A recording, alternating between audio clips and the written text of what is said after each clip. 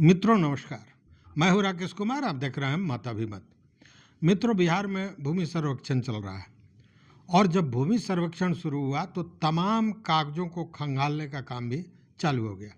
लोगों को कागजातों की ज़रूरत थी, सरकार को कागजात खुद के लिए भी जो जिसका संरक्षक वो होता है उसको निकालना था। तो इस सारे चीज़ों में पूरी तरह हर चीज़ को खंगालने की ज़रूरत पड़ी और इसी दौरान राजस्व एवं भूमि सुधार विभाग ने कुछ चीज़ों को जिस पर बहुत पहले संजीदगी नहीं थी उस पर सख्ती दिखाई, और वह है लगान।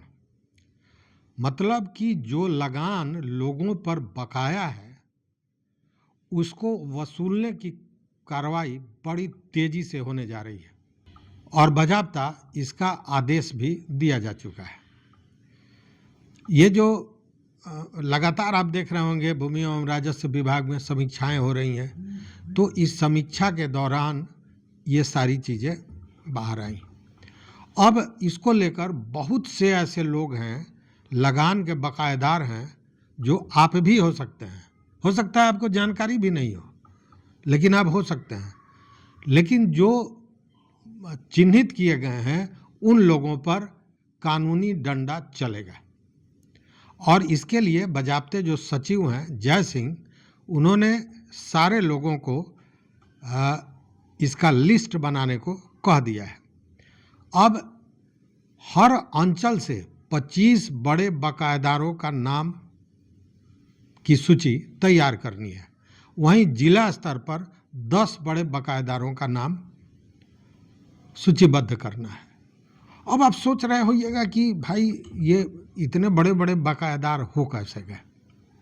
देखिए, पिछले दिनों हमने एक वीडियो दिया था, तो हमारे कई मित्रों ने उस पर एक तरह से कहें कि कमेंट किया था, या यूँ कहें कि मजाकिया कमेंट किया था।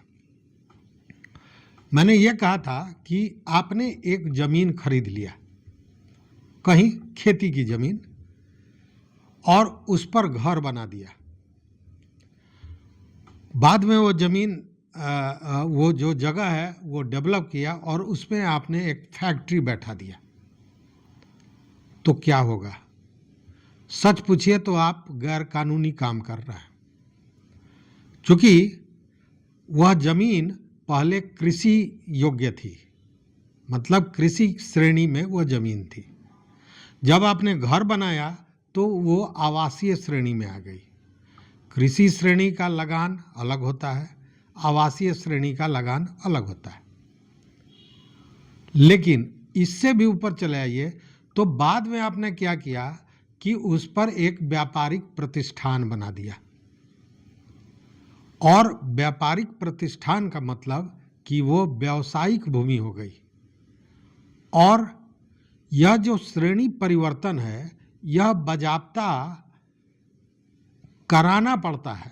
जिला प्रशासन, भूमि सुधार उपसमाहर्ता, एसडीओ, सारे लोग इसमें इन्वॉल्व होते हैं और बाज़ाब्ता आवेदन देकर उस ज़मीन को व्यावसायिक बनाया जाता है, चाहे वो कृषि रहा हो पहले या आवासीय रहा हो, और तब व्यवसाय किया जाता है। बाज़ाब्ता इसके लिए सरकार एक शुल्क लेती है और उसके बाद उस ज़मीन को व्यावसायिक श्रेणी में लिया जाता है। होता क्या है कि अमूमन ये काम करते लोग नहीं हैं। इधर जो मैंने पिछले दिनों वीडियो दिया था और कहा था कि खेती की ज़मीन आपने खरीद ली तो उस पर घर मत बनाइए। अगर घर बनाना है तो उसके लिए आपको सरकार से, पदाधिकारी से जो जिला स्तर पर हैं उनको आवेदन देना होगा और उस ज़मीन की प्रकृति को बदलना होगा, उसकी श्रेणी को बदलना होगा, कृषि से उसको आवासीय में परिवर्तित कराना होगा। और तब लोगों ने मजाक किया था इस मामले में, इसलिए कि अमूमन ऐसा ही होता है। लोग कृषि का ज़मीन खरीदते हैं, वहाँ पे घर बना लेते हैं, 10 आदमी 20 आदमी घर बनाया, फिर वो कॉलोनी बन गई, आवासीय क्षेत्र हो गया, लेकिन भूमि की प्रकृति वही रह गई। तो ऐसे भी मामले हैं जिसमें बहुत से लगान बकाए हैं। अब इन सारे चीज़ों के लिए विभाग ने अपनी सख्ती की है और कहा है कि 25 लोगों का अंचल स्तर पर सूचीबद्ध कीजिए और 10 लोगों का जिला स्तर पर। अंचल को यह निर्देश दिया गया है कि अंचल के लोग उन बकायेदारों के यहाँ नोटिस भेजें कि तुरंत वो पैसा दें, और जिला स्तर पर जो मामले हैं उसको लेकर नीलाम पत्रवाद उन पर दायर किया जाए, मतलब कानूनी कार्रवाई शुरू कर दी जाए। पिछले दिनों भी आपको याद होगा जब के पाठक राजस्व परिषद के जो अध्यक्ष हैं वो बेतिया गए थे, उसके पहले वो मुजफ्फरपुर पहुंचे थे और मुजफ्फरपुर में उन्होंने नीलाम पत्रवादों को देखा था। फिर वो मोतिहारी गए थे, वहाँ नीलाम पत्रवादों को देखा था। अभी आपने देखा होगा रोहतास में गए थे, जहाँ उन्होंने 349 एकड़ ज़मीन जो सरकारी ज़मीन था जिसका जमाबंदी गलत ढंग से कर दिया गया था, उसको खंगाल के निकाला था और कहा था कि इसको रद्द किया जाए और सारे लोगों का कब्जा वहाँ से हटाया जाए। तो ये मामला चल रहा था, लेकिन इस तरह जब समीक्षा हुई है और ये सारी बातें पटल पर आई हैं, उसके बाद इस तरह का निर्देश जो सचिव हैं जय सिंह उन्होंने दिया है।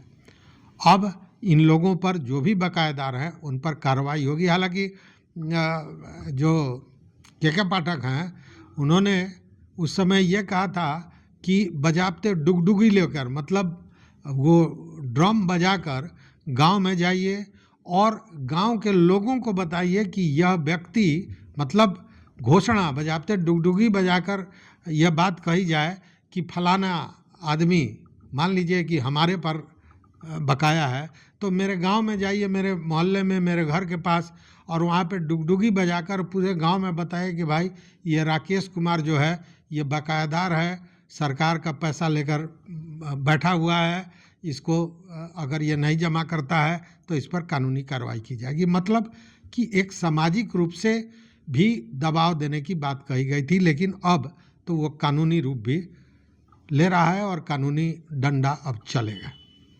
तो ये बड़ा महत्वपूर्ण है। अगर आप या आपके कोई परिचित जानने वाले बकायेदार हों तो उन्हें सतर्क हो जाना चाहिए और कोशिश ये होनी चाहिए कि जो लगान का बकाया है वो दे दें, ताकि इस कानूनी पचड़े से अलग रहें। तो इस वीडियो में बस इतना ही। देखते रहिए मताभिमान। मित्रों, चैनल पर नए हो तो सब्सक्राइब कीजिए, लाइक कीजिए, दोस्तों के साथ शेयर कीजिए और अपना विचार जरूर दीजिए। बहुत बहुत धन्यवाद। कोटिशः आभार।